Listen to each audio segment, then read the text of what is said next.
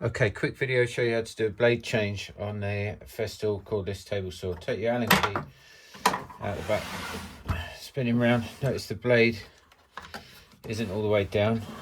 Slide this across there. Take your Allen key, half a turn. This comes off. Now in here, this here locks the blade. You push that green one there down, one on the left, Allen key in your nut, and then, because it's a blade of course, turn it to the right, like that.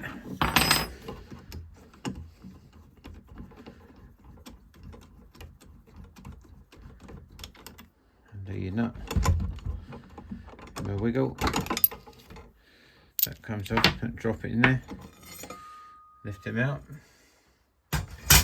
Changing this for a multi-material blade. It's 160mm wide blade with a 20mm bore. It's a Bosch one. Never tried it, looks quite good. Of course you want to make sure the blade's going the right way around. Drop him in.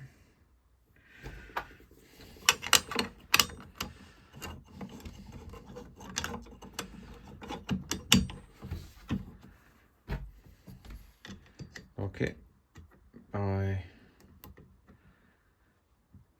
anti-clockwise turn.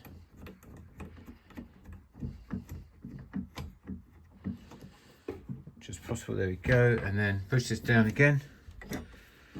Blade's locked. Don't over tighten. Little turn like that. There we go, done. So this little lever here, you turn round anti-clockwise, and then this hinge, that plastic cover, and you can hoover that out, get any bits out of there you want. So pop that back in and ready to go. Hang on, forget to put that back on. Just goes in the bottom there, little turn. Go back in the back the next time. Sorted.